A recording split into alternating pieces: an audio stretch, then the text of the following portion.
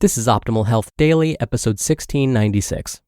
Frozen by Time Constraints and Specificity by Ross Enamait of rosstraining.com. And I'm Dr. Neil.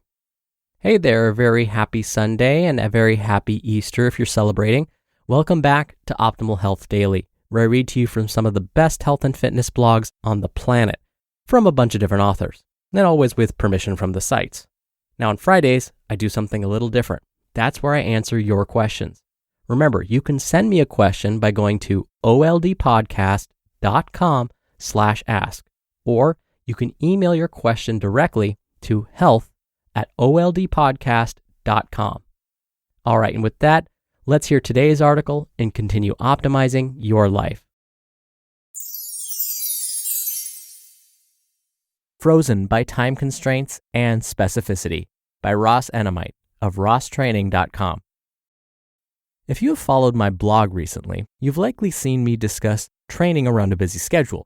I first shared several tips and then emphasized the importance of doing something instead of nothing. It appears that there is still one group that I've overlooked, however. I don't mean to beat a dead horse, but I recently received a lengthy email from an individual who has a busy schedule and very precise powerlifting goals. His goals aren't the type that can be effectively targeted through brief workouts. As a result, he shared his frustration about his inability to do anything. Fortunately, though, after some back and forth dialogue, he's had a change of heart and agreed to let me share his story. Hopefully, others can benefit from the example. Some background.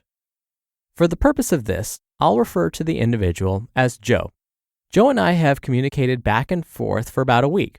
He has a competitive powerlifting background, but recently started his own consulting business after working several years in the financial industry. He's also a father of 2 young children. Joe has gained approximately 30 pounds since his youngest son was born last year. As much as he'd like to lift, he can't set aside enough time for the gym. Between the 15-minute commute each way, his traditionally long workouts, and the time spent changing and showering afterward, it isn't feasible with his schedule. He also does not have the space or equipment to lift at home. As a result, Joe has opted to do nothing. When Joe wrote me, he emphatically stated that powerlifting was his first love, and his love for heavy barbells remains as true as ever. It's been a few years since he last competed, and he isn't sure if he will again. His consulting business has grown rapidly, and he doesn't anticipate that changing.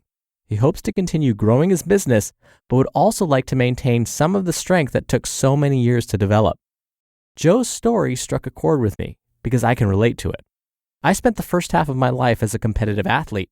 Unfortunately, I was sidelined by hand injuries as a young boxer. I never planned to start a business and become a trainer. My first love was boxing, but injuries forced me to rethink my future. At the time, it was difficult for me to find motivation to train. I couldn't do what I wanted to do, boxing. So everything else seemed like a waste of time. Joe's situation is similar in that he can't train or compete in the sport that he loves. Life isn't perfect. What I told Joe is similar to what one of my early trainers told me when I was down in the dumps after my final injury. I had somewhat fallen off the map, so my trainer came looking for me. He eventually knocked on my door, and I'm forever grateful that he did. When I opened the door, he wasn't shy about blasting me for feeling sorry about myself. He told me that life would never be perfect. He continued to tell me that just because I can't do what I want isn't a valid reason to do nothing. This all happened while we were standing on the front steps outside my apartment. I didn't even have a chance to welcome him inside. His lecture began as soon as I opened the door. He never came in. And when I thought he was finally done, he finished with a verbal knockout. It came while he was staring at my old Jeep that was parked across the street. It leaked oil and had a few dents, but was always reliable. He jokingly commented that my ride had seen better days. He then began to walk down the steps and turned to ask me one last question. Wouldn't you love to drive a new Ferrari? I didn't know if it was a trick question, but I answered yes. He nodded his head in agreement and said, yeah, you and everybody else. He turned around and walked away. I can remember sitting on the front steps, wondering what the hell he was talking about. I was half pissed that he was talking in riddles, but then it hit me. Just because I don't have exactly what I want doesn't mean I shouldn't use what I already have. My old Jeep may have leaked some oil, but it always got me where I needed to go. I didn't need a Ferrari to drive, just as I didn't need to be a boxer to take care of myself. Life goes on, and there will always be other opportunities to pursue. things could always be worse. Something still beats nothing. When I shared this story with Joe, I reminded him that I'm now a father as well. I am much older and wiser than when I was a young boxer. As a fellow father, I believe that our kids need a role model and that they shouldn't have to look outside the home to find one. As a parent, what we do or don't do isn't just about us. It affects our children. It is our job to set an example that they can eventually follow. Joe might not be able to powerlift at this time, but he can still take care of his body. For example, I asked him to consider the following. Would he be better off doing push-ups at home for 6 months or sitting on the couch doing nothing? Push-ups might not be specific to powerlifting, but they'll certainly leave him in a better position if or when he has time to pursue his lifting again in the future. As much as I enjoy motivational quotes, there are often harsh realities and responsibilities in each of our lives that cannot be overlooked. I hope that Joe's business continues to grow and that he can eventually find time to lift again. Whether that happens or not doesn't change the fact that he shouldn't throw his health away because he can't do exactly what he wants. Life often requires that we make choices and sacrifices that aren't at the top of our list. Life isn't supposed to be easy. We don't always get what we want. That doesn't mean we shouldn't make the most of what we have. As I've said before, doing what you can certainly beats the alternative. It's easy to take your health for granted, but that will change when it's gone. Just because you can't perform the perfect workout doesn't mean you can't take care of yourself. In summary, regardless of your schedule and goals, there is always an opportunity to do something instead of nothing. If you have time to read the internet, you sure as hell have time for a few sets of push-ups. Making that decision becomes much easier when you prioritize your health and well-being. My advice is to do it while you still can. Your future self will thank you. You just listened to the post titled, Frozen by Time Constraints and Specificity by Ross Enamait of RossTraining.com. How are you today? Really? Go on. Have a think. Take a minute. If you're feeling hyper or tired or annoyed or just meh, it's time to connect with your feelings by starting your mental health journey with Headspace. We all say fine when we don't mean it. Fine isn't really an emotion, is it? How many times have you told yourself you're fine when all you've really felt is anger or sadness or nerves? Headspace is scientifically proven to help you manage your feelings and your mental health. In fact, a recent study showed in just 2 weeks, Headspace can reduce your stress by 14%.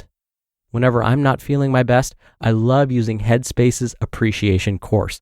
I instantly feel happier about what matters in my life, and it's perfect to help me fall asleep faster.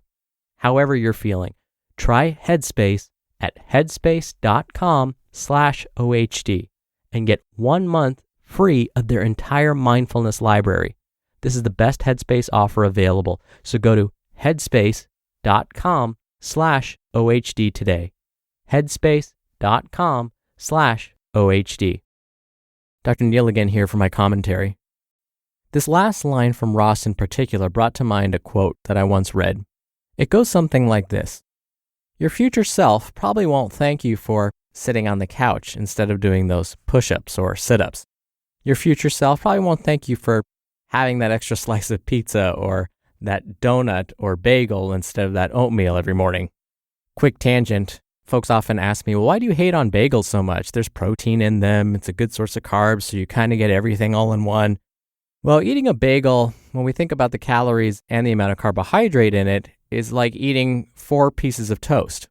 So if I were to ask you, hey, I'm having 4 pieces of toast this morning, does that sound balanced to you? You'd probably say, heck no, that's a lot. Well, that's about how many calories and how much carbohydrate you're getting if you ate the whole bagel.